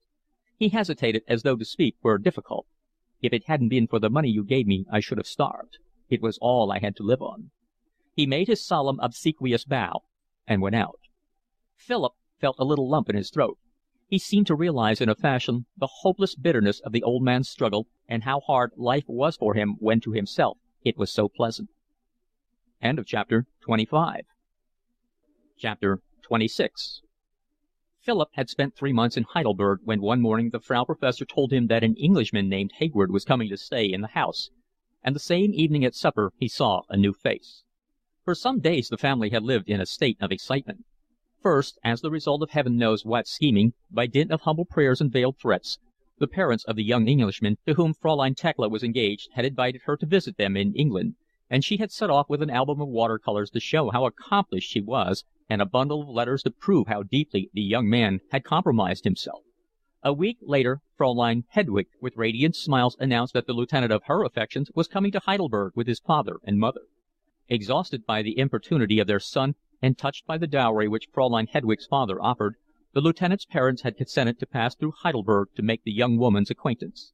The interview was satisfactory, and Fraulein Hedwig had the satisfaction of showing her lover in the Stadtgarten to the whole of Frau Professor Erlin's household. The silent old ladies who sat at the top of the table near the Frau Professor were in a flutter, and when Fraulein Hedwig said she was to go home at once for the formal engagement to take place, the Frau Professor, regardless of expense, said she would give a Maiboba. Professor Erlin prided himself on his skill in preparing this mild intoxicant, and after supper the large bowl of hock and soda, with scented herbs floating in it and wild strawberries, was placed with solemnity on the round table in the drawing-room. Fraulein Anna teased Philip about the departure of his lady love, and he felt very uncomfortable and rather melancholy. Fraulein Hedwig sang several songs, Fraulein Anna played the wedding march, and the professor sang Die Wacht am Rhein. Amid all this jollification, Philip paid little attention to the new arrival. They had sat opposite one another at supper, but Philip was chattering busily with Fraulein Hedwig, and the stranger, knowing no German, had eaten his food in silence. Philip, observing that he wore a pale blue tie, had on that account taken a sudden dislike to him. He was a man of 26, very fair, with long wavy hair through which he passed his hand frequently with a careless gesture. His eyes were large and blue, but the blue was very pale, and they looked rather tired already. He was clean-shaven, and his mouth, notwithstanding its thin lips, was well-shaped. Fraulein Anna took an interest in physiognomy, and she made Philip notice afterwards how finely shaped was his head and how weak was the lower part of his face. The head, she remarked, was the head of a thinker, but the jaw lacked character. Fraulein Anna, foredoomed to a spinster's life, with her high cheekbones and large misshapen nose, laid great stress upon character. While they talked of him he stood a little apart from the others, watching the noisy party with a good-humoured but faintly supercilious expression. He was tall and slim. He held himself with a deliberate grace. Weeks, one of the American students, seeing him alone, went up and began to talk to him.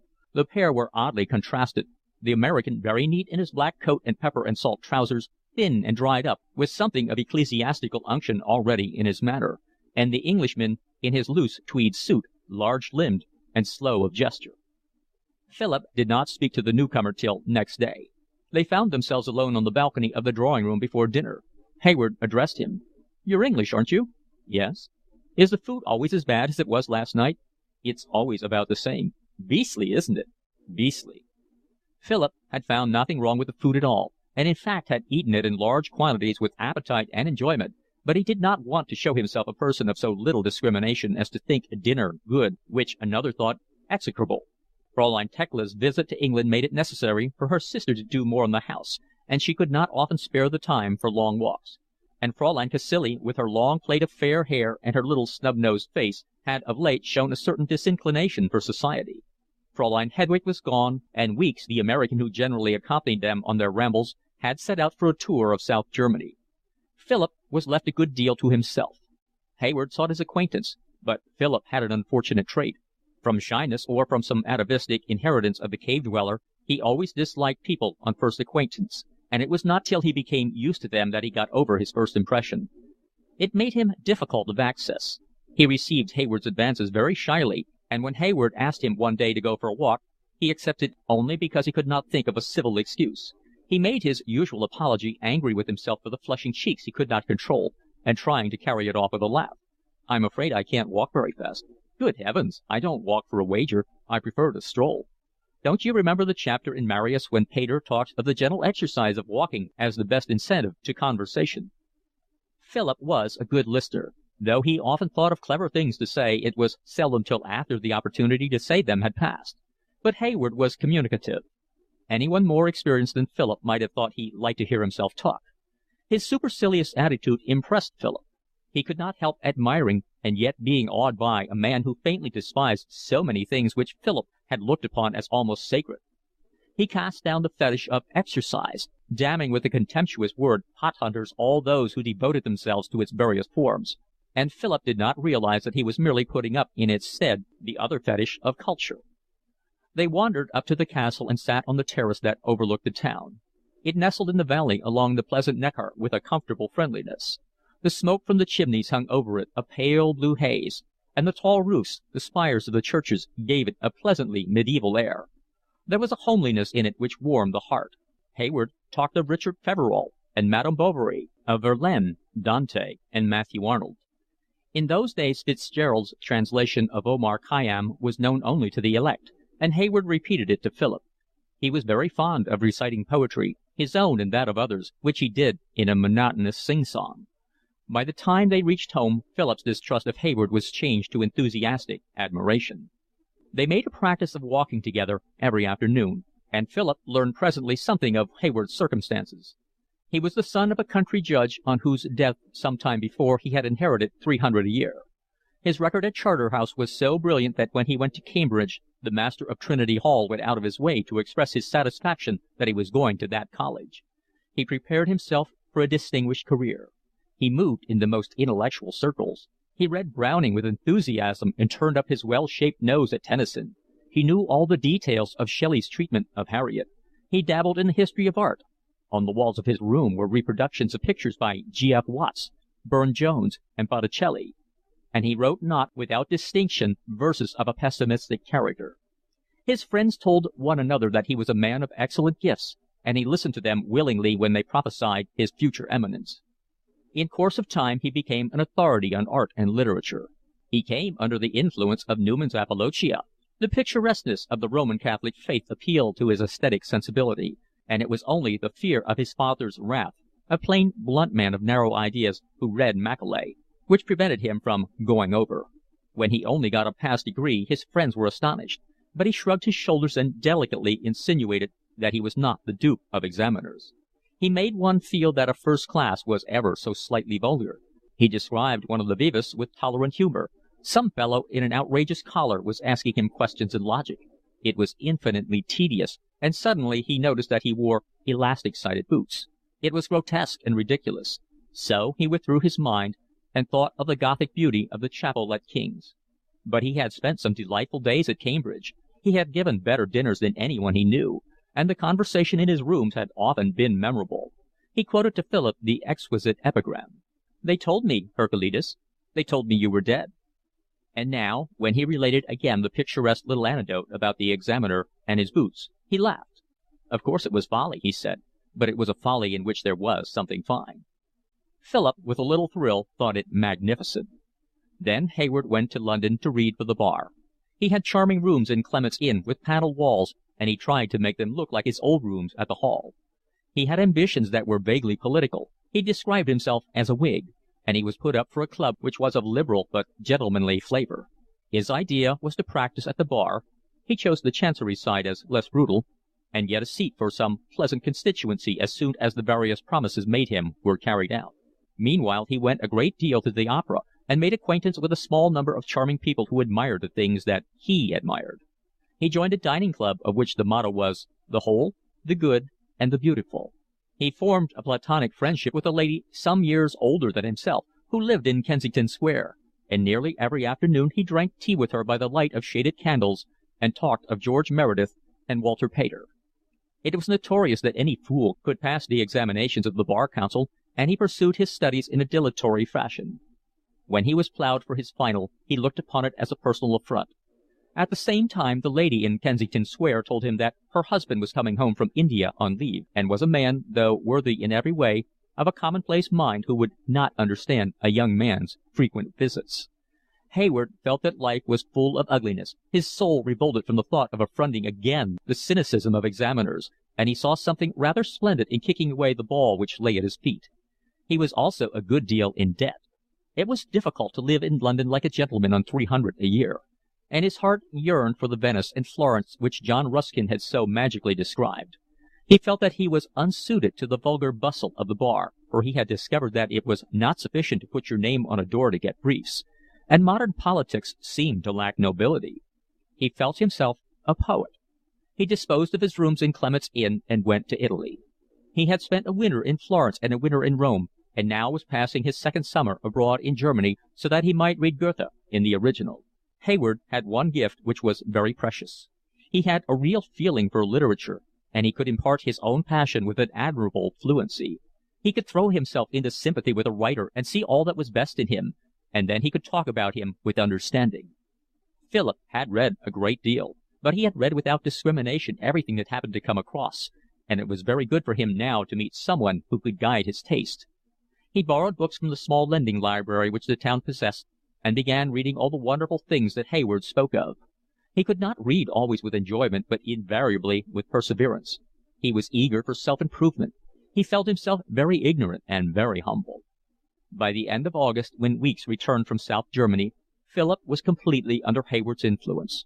Hayward did not like Weeks. He deplored the American's black coat and pepper and salt trousers, and spoke with a scornful shrug of his New England conscience. Philip listened complacently to the abuse of a man who had gone out of his way to be kind to him, but when Weeks in his turn made disagreeable remarks about Hayward, he lost his temper. "Your new friend looks like a poet," said Weeks, with a thin smile on his careworn, bitter mouth. "He is a poet. Did he tell you so? In America we should call him a pretty fair specimen of a waster." "Well, we're not in America," said Philip frigidly. "How old is he? 25? And he does nothing but stay in pensions and write poetry." "You don't know him," said Philip hotly. "Oh, yes, I do. I've met 147 of him." Weeks' eyes twinkled, but Philip, who did not understand American humor, pursed his lips and looked severe. Weeks, to Philip, seemed a man of middle age, but he was in point of fact little more than 30. He had a long, thin body and the scholar's stoop. His head was large and ugly. He had pale, scanty hair and an earthy skin. His thin mouth and thin, long nose and the great protuberance of his frontal bones gave him an uncouth look. He was cold and precise in his manner, a bloodless man without passion. But he had a curious vein of frivolity which disconcerted the serious-minded among whom his instincts naturally threw him. He was studying theology in Heidelberg, but the other theological students of his own nationality looked upon him with suspicion. He was very unorthodox, which frightened them, and his freakish humor excited their disapproval. "How can you have known 147 of him?" said Philip seriously. "I've met him in the Latin Quarter in Paris, and I've met him in pensions in Berlin and Munich. He lives in small hotels in Perugia and Assisi. He stands by the dozen before the Botticellis in Florence, and he sits on all the benches of the Sistine Chapel in Rome. In Italy he drinks a little too much wine, and in Germany he drinks a great deal too much beer. He always admires the right thing, whatever the right thing is, and one of these days he's going to write a great work. Think of it. There are 147 great works reposing in the bosoms of 147 great men, and the tragic thing is that not one of those 147 great works will ever be written. And yet the world goes on." Weeks spoke seriously, but his gray eyes twinkled a little at the end of his long speech, and Philip flushed when he saw that the American was making fun of him. "You do talk rot," he said crossly. Chapter 26. Chapter 27. Weeks had 2 little rooms at the back of Frau Erlin's house, and one of them, arranged as a parlor, was comfortable enough for him to invite people to sit in. After supper, urged perhaps by the impish humor which was the despair of his friends in Cambridge, Mass., he often asked Philip and Hayward to come in for a chat. He received them with elaborate courtesy and insisted on their sitting in the only 2 comfortable chairs in the room. Though he did not drink himself, with a politeness of which Philip recognized the irony, he put a couple of bottles of beer at Hayward's elbow, and he insisted on lighting matches whenever in the heat of argument Hayward's pipe went out.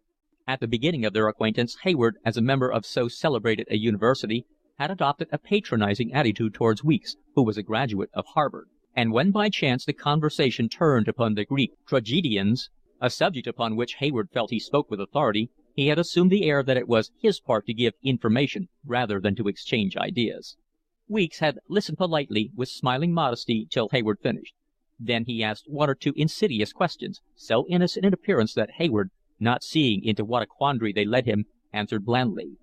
Weeks made a courteous objection, then a correction of fact, after that a quotation from some little-known Latin commentator, then a reference to a German authority, and the fact was disclosed that he was a scholar. With smiling ease, apologetically, Weeks tore to pieces all that Hayward had said. With elaborate civility he displayed the superficiality of his attainments. He mocked him with gentle irony. Philip could not help seeing that Hayward looked a perfect fool, and Hayward had not the sense to hold his tongue. In his irritation, his self-assurance undaunted, he attempted to argue. He made wild statements, and Weeks amicably corrected them. He reasoned falsely, and Weeks proved that he was absurd. Weeks confessed that he had taught Greek literature at Harvard. Hayward gave a laugh of scorn. "I might have known it. Of course you read Greek like a schoolmaster," he said. "I read it like a poet." "And do you find it more poetic when you don't quite know what it means? I thought it was only in revealed religion that a mistranslation improved the sense." At last, having finished the beer, Hayward left Weeks' room hot and dishevelled. With an angry gesture he said to Philip, "Of course the man's a pedant. He has no real feeling for beauty. accuracy is the virtue of clerks. It's the spirit of the Greeks that we aim at. Weeks is like that fellow who went to hear Rubinstein and complained that he played false notes. False notes! What did they matter when he played divinely? Philip, not knowing how many incompetent people have found solace in these false notes, was much impressed. Hayward could never resist the opportunity which Weeks offered him of regaining ground lost on the previous occasion, and Weeks was able with the greatest of ease to draw him into a discussion.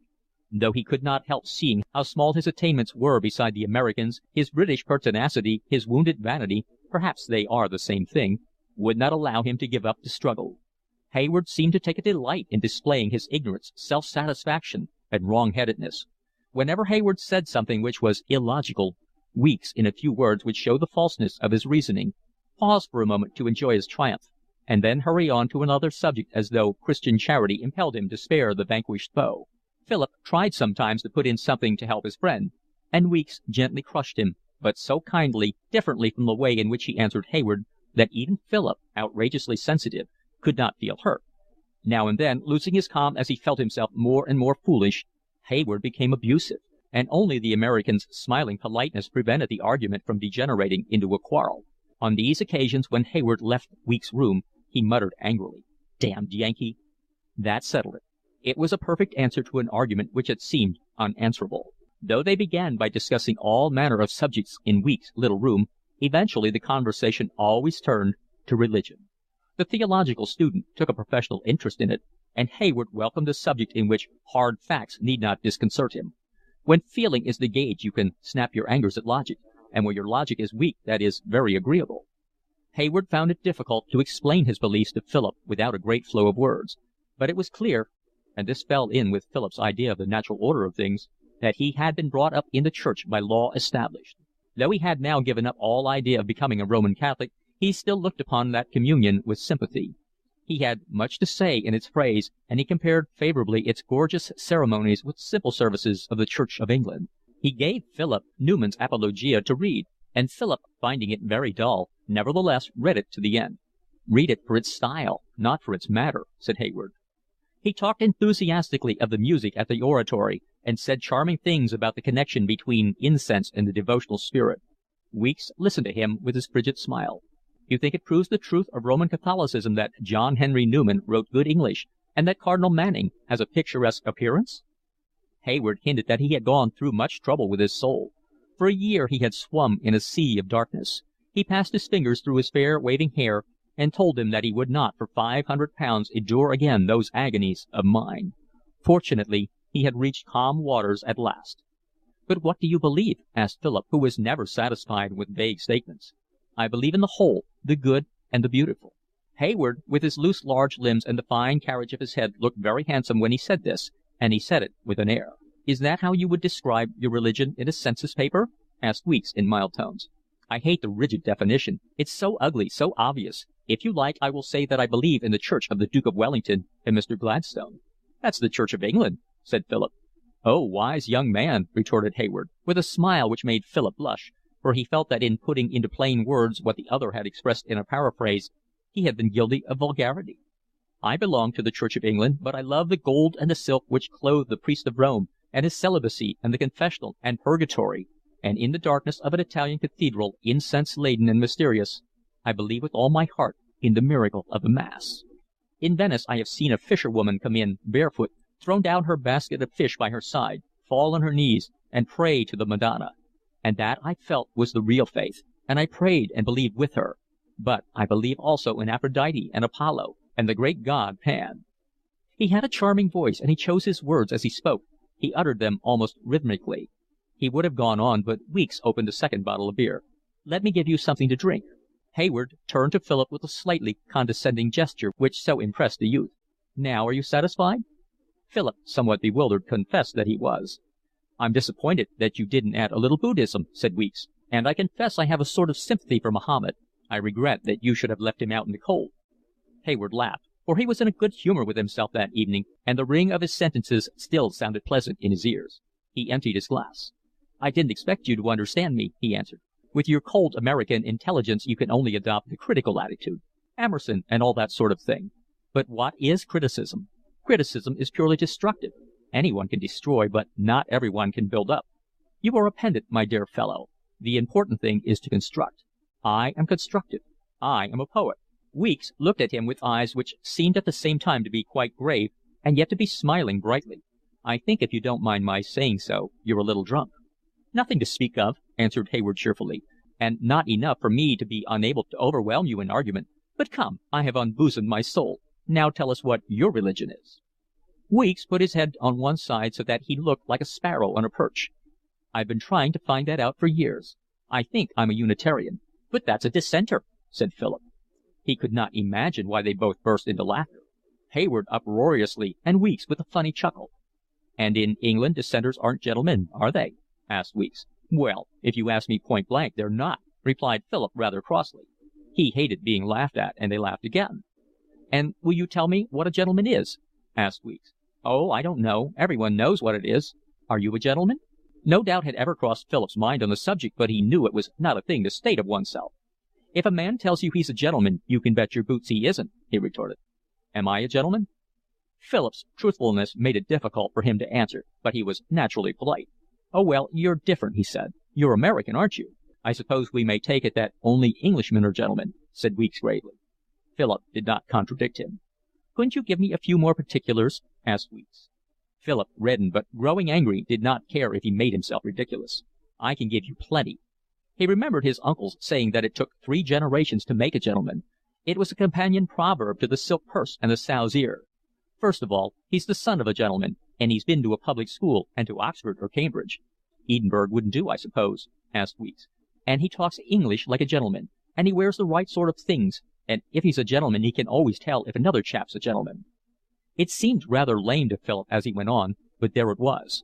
That was what he meant by the word, and everyone he had ever known had meant that too. "It is evident to me that I am not a gentleman," said Weeks. "I don't see why you should have been so surprised because I was a dissenter." "I don't quite know what a Unitarian is," said Philip. Weeks, in his odd way, again put his head on one side. You almost expected him to twitter. "A Unitarian very earnestly disbelieves in almost everything that anybody else believes, and he has a very lively sustaining faith in he doesn't know what." "I don't see why you should make fun of me," said Philip. "I really want to know." "My dear friend, I'm not making fun of you. I have arrived at that definition after years of great labor and the most anxious, nerve-racking study."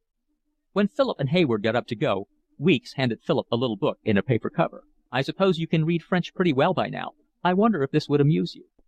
Philip thanked him, and, taking the book, looked at the title. It was Renan's Videobook. Chapter 27. Chapter 28. It occurred neither to Hayward nor to Weeks that the conversations which helped them to pass an idle evening were being turned over afterwards in Philip's active brain. It had never struck him before that religion was a matter upon which discussion was possible. To him it meant the Church of England, and not to believe in its tenets were a sign of wilfulness which could not fail of punishment here or hereafter. There was some doubt in his mind about the chastisement of unbelievers.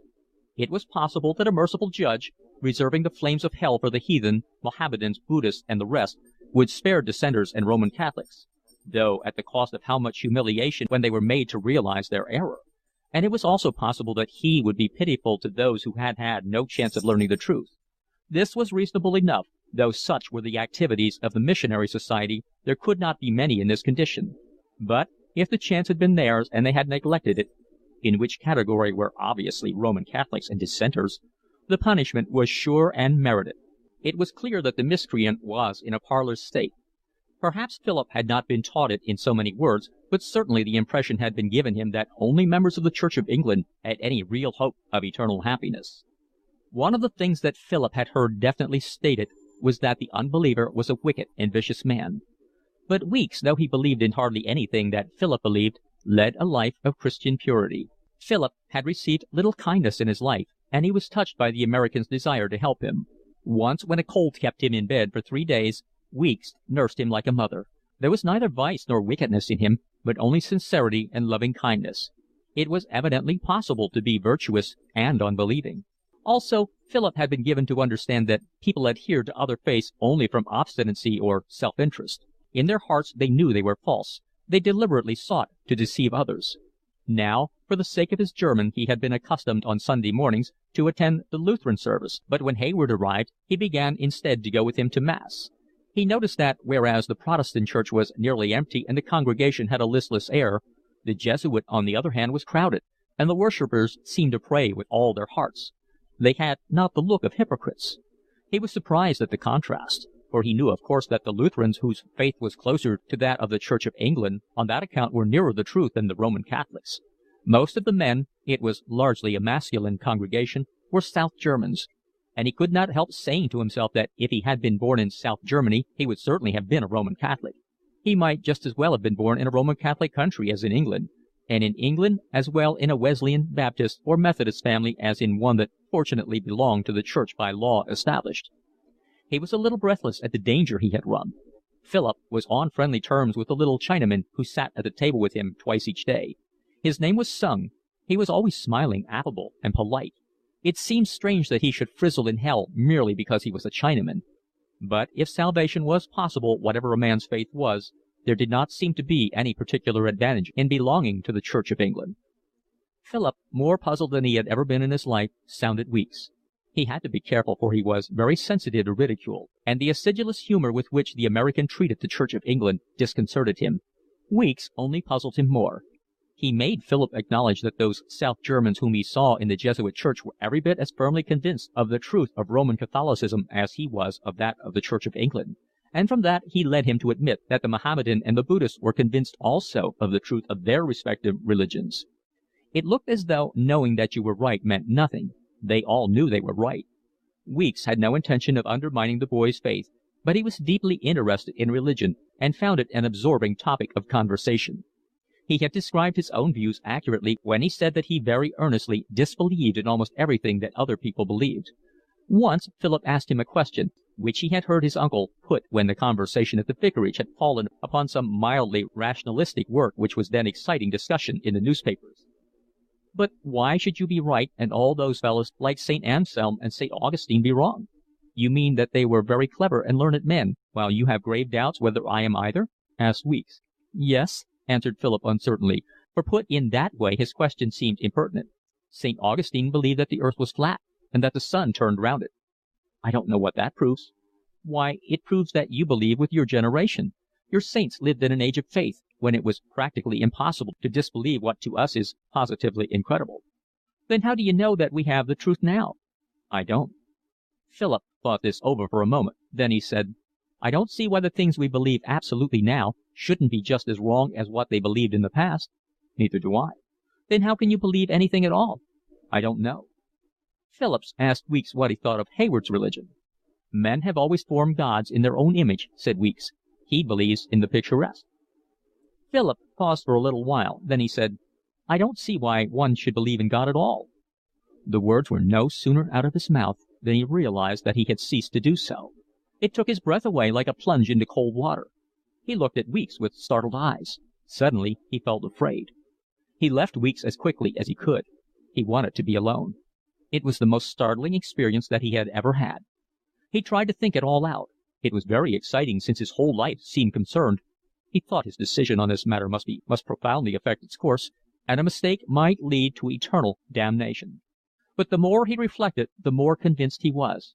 And though during the next few weeks he read books, aids to skepticism, with eager interest, it was only to confirm him in what he felt instinctively. The fact was that he had ceased to believe, not for this reason or the other, but because he had not the religious temperament. Faith had been forced upon him from the outside. It was a matter of environment and example. A new environment and a new example gave him the opportunity to find himself. He put off the faith of his childhood, quite simply, like a cloak that he no longer needed. At first, life seemed strange and lonely without the belief which, though he never realized it, had been an unfailing support. He felt like a man who has leaned on a stick and finds himself forced suddenly to walk without assistance. It really seemed as though the days were colder and the nights more solitary. But he was upheld by the excitement. It seemed to make life a more thrilling adventure. And in a little while the stick which he had thrown aside, the cloak which had fallen from his shoulders, seemed an intolerable burden of which he had been eased. The religious exercises which for so many years had been forced upon him were part and parcel of religion to him. He thought of the collects and epistles which he had been made to learn by heart, and the long services at the cathedral through which he had sat when every limb itched with the desire for movement. And he remembered those walks at night through muddy roads to the parish church at Blackstable, and the coldness of that bleak building. He sat with his feet like ice, his fingers numb and heavy, and all around was the sickly odor of pomatum. Oh, he had been so bored. His heart leaped when he saw he was free from all that. He was surprised at himself because he ceased to believe so easily, and not knowing that he felt as he did on account of the subtle workings of his inmost nature, he ascribed the certainty he had reached to his own cleverness. He was unduly pleased with himself. With Youth's lack of sympathy for an attitude other than its own, he despised not a little Weeks and Hayward because they were content with the vague emotion which they called God and would not take the further step which to himself seemed so obvious. One day he went alone up a certain hill so that he might see a view which, he knew not why, filled him always with wild exhilaration. It was autumn now, but often the days were cloudless still, and then the sky seemed to glow with a more splendid light. It was as though nature consciously sought to put a fuller vehemence into the remaining days of fair weather. He looked down upon the plain, aquiver with the sun, stretching vastly before him. In the distance were the roofs of Mannheim, and ever so far away the dimness of Worms. Here and there a more piercing glitter was the Rhine. The tremendous spaciousness of it was glowing with rich gold. Philip, as he stood there, his heart beating with sheer joy, thought how the tempter had stood with Jesus on a high mountain and shown him the kingdoms of the earth. To Philip, intoxicated with the beauty of the scene, it seemed that it was the whole world which was spread before him, and he was eager to step down and enjoy it. He was free from degrading fears and free from prejudice. He could go his way without the intolerable dread of hell fire. Suddenly he realized that he had lost also that burden of responsibility which made every action of his life a matter of urgent consequence. He could breathe more freely in a lighter air.